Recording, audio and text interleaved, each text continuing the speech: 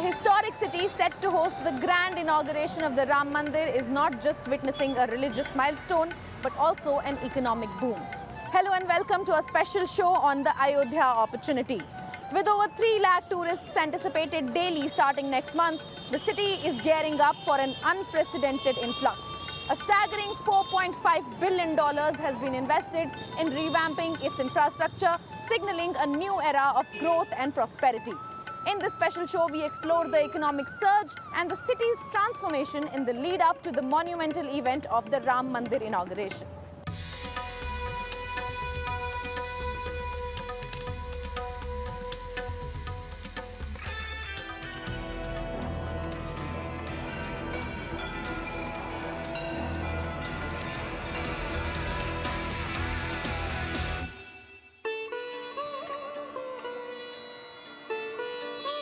At the center of Ayodhya's makeover is the Maharishi Valmiki International Airport. Phase 1 of the airport, developed at a cost exceeding 1450 crore rupees, features a terminal spanning 6500 square meters, designed to initially accommodate approximately 10 lakh passengers per year. Once the second phase is complete, Maharishi Valmiki International Airport is expected to serve 60 lakh travelers annually, contributing significantly to the regional connectivity, fostering tourism, boosting business activity, and generating employment opportunities. Airlines will offer flights to and from major cities like Delhi, Mumbai, Kolkata, Hyderabad, Bangalore, Chennai, and Ahmedabad to cater to the thousands of people who are expected to visit Ayodhya every day after the consecration ceremony. But air is not the only refurbished port of entry and exit to Lord Ram's birthplace. The Ayodhya Dham railway station has also been refurbished at a cost of 240 crore rupees and has been transformed to a certified green building. It now boasts amenities such as lifts, escalators, waiting halls, cloakrooms and food plazas, all waiting to welcome the millions of visitors heading to the city and give them their first and a lasting taste of city's heritage and history. आज यहाँ प्रगति का उत्सव है, तो कुछ दिन बाद यहाँ परंपरा का उत्सव भी होगा। यही तो भारत है, विकास और विरासत की यही साझा ताकत भारत को 21वीं सदी में सबसे आगे ले जाएगी। इंफ्रास्ट्रक्चर से जुड़े ये काम आधुनिक अयोध्या को देश के नक्शे पर फिर से गौरव के साथ स्थापित करेंगे। The country's first Vande Bharat Express train ran from Kashi. Today, Vande Bharat Express trains are running on 34 routes across the country, connecting places of religious, historical and cultural importance like Kashi, Katra, Ujjain, Pushkar, Tirupati, Shirdi, Amritsar and Madurai. Ayodhya has been added to the list. Infrastructure development is not restricted to the new airport and a revamped railway station. PM Narendra Modi has also inaugurated a medical college, the Ayodhya bypass, a solid waste treatment facility, and numerous other projects like parking areas and commercial facilities. And as these 4 expanded and enhanced city roads prove, all roads in Ayodhya lead to Ram Temple irrespective of the hour.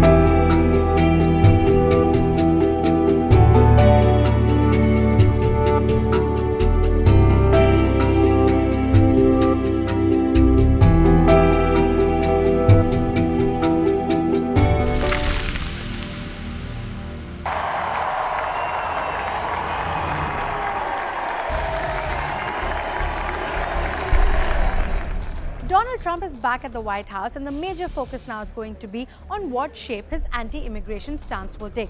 Trump has been very vocal on his anti-immigration stance, and that has largely been about illegal immigrants. But his past actions in a previous term indicate a possibility of stricter immigration rules in general. Now, this bears high significance for India because we are the highest recipients of the H-1B and L-1 visas and have the highest student population in the US. The H-1B visa allows American companies to hire skilled foreign workers in specialized occupations, while the L-1 visas allow companies to transfer employees to their US counterparts. In his past term, Trump made several attempts to significantly tighten H-1B visa norms as part of his Buy American and Hire American stance.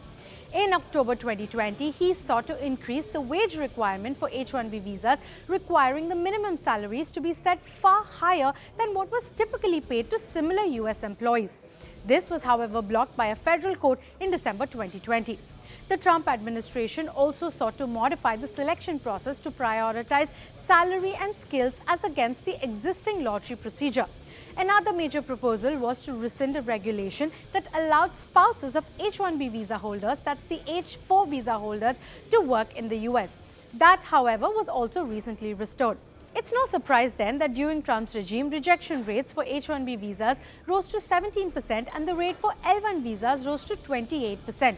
H-1B visa approval rates were also at a historic low of 84.5% during Trump's first term. And with Trump now returning to power, similar policy stances cannot be ruled out.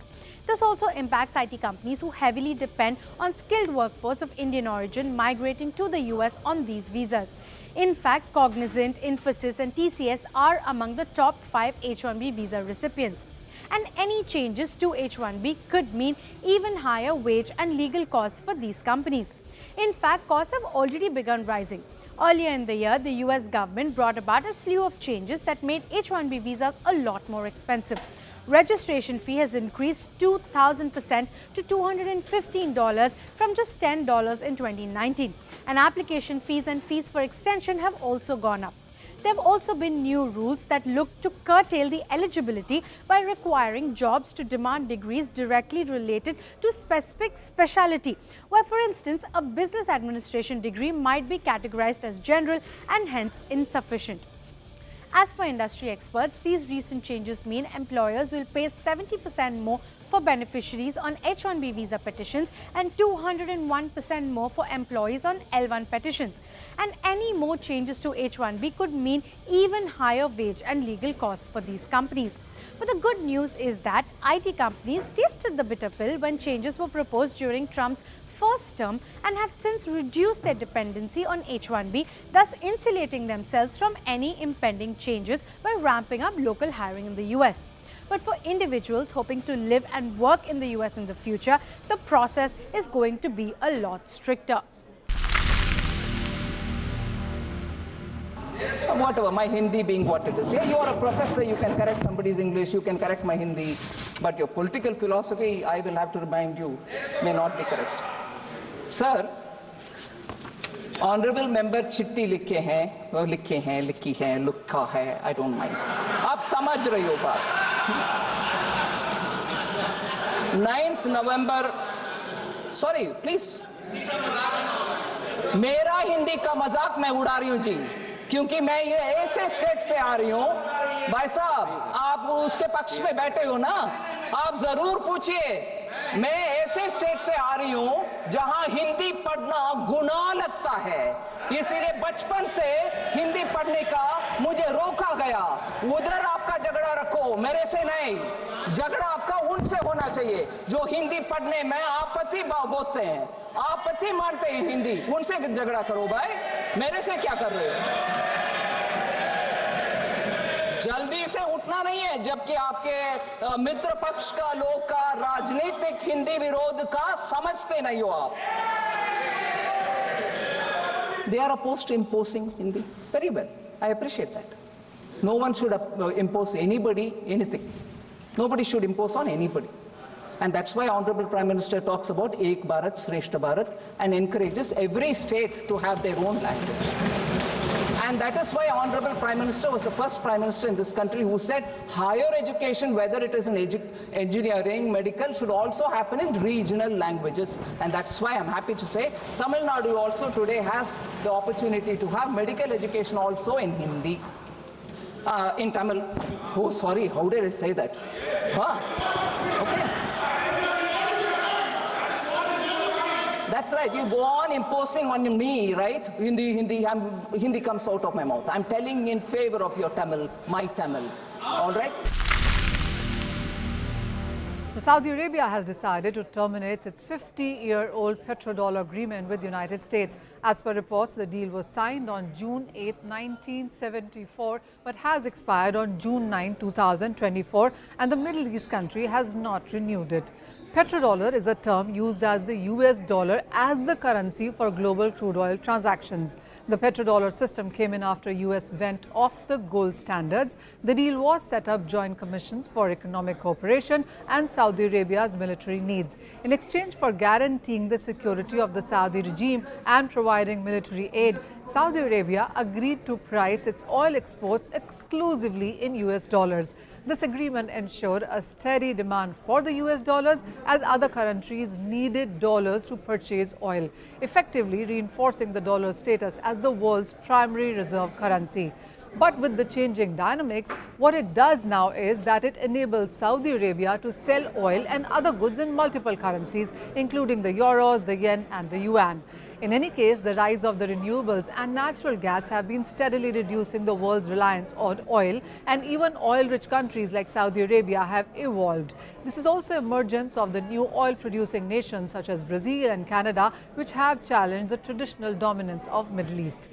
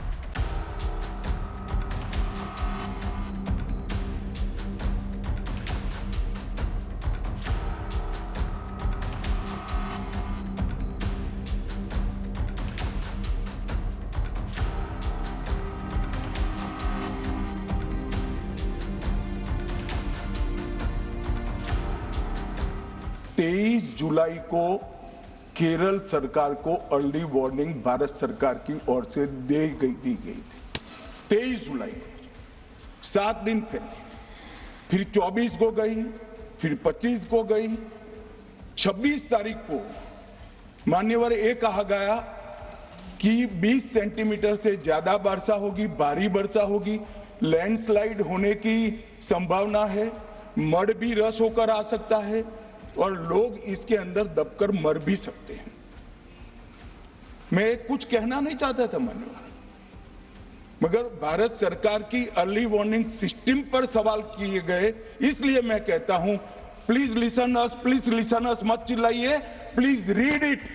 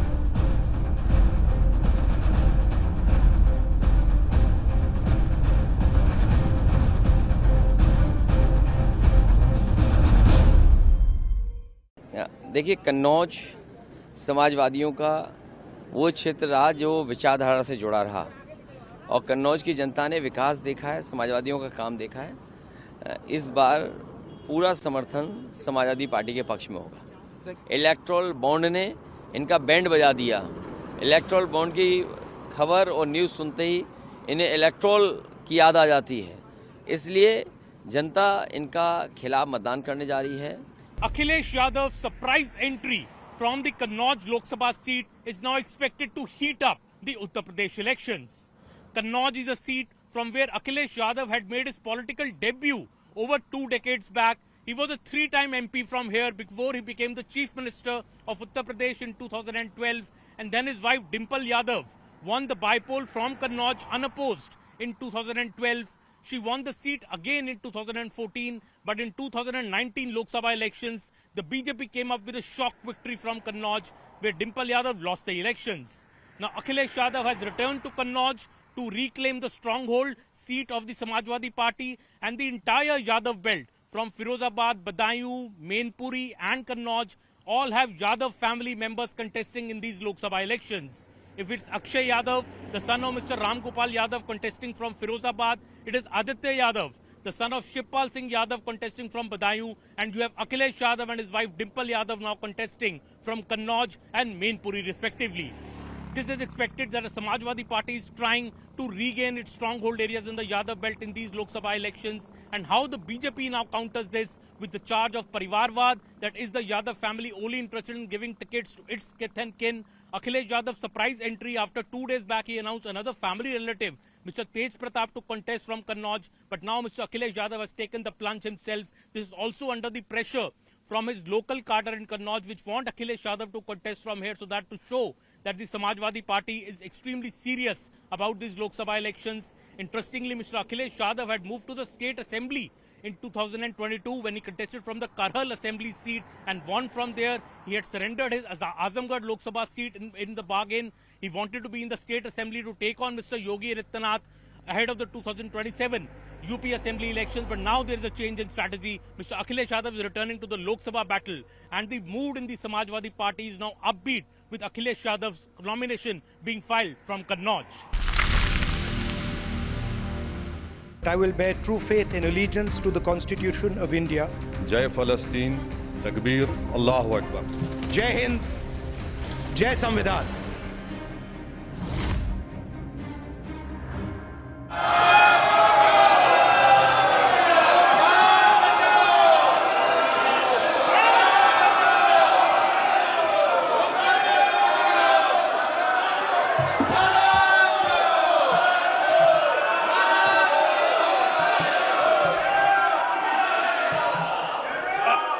I, Rahul Gandhi, having been elected a member of the House of the People, do solemnly affirm that I will bear true faith and allegiance to the Constitution of India as by law established, that I will uphold the sovereignty and integrity of India, and that I will faithfully discharge the duty upon which I am about to enter.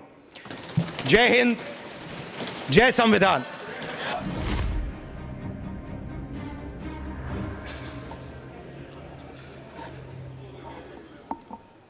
नहमदुहु व नुसल्ली अला रसूलिल करीम अम्मा बाद फ़ाऊज़ु बिल्लाहि मिनश शैतानिर रजीम बिस्मिल्लाहिर रहमानिर रहीम। मैं असदुद्दीन अवैसी, जिसे लोकसभा का रुकन मंतखब किया गया है, अल्लाह के नाम से हल्फ उठाता हूँ कि मैं भारत की आइन पर जो क़ानून के मुजब तय पाया है एतक़ाद रखूँगा, उसका वफ़ादार रहूँगा। मैं भारत के इक़्तिदार आला और सालिमियत को बरक़रार रखूँगा और जिस ओहदे को मैं संभालने वाला हूँ इसके फ़राइज़ और वफ़ादारी से अंजाम दूँगा।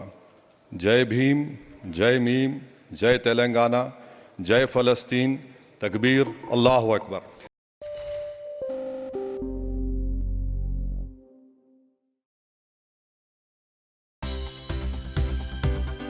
For more news and updates, all you need to do is follow CNBC TV 18 on all of our digital platforms.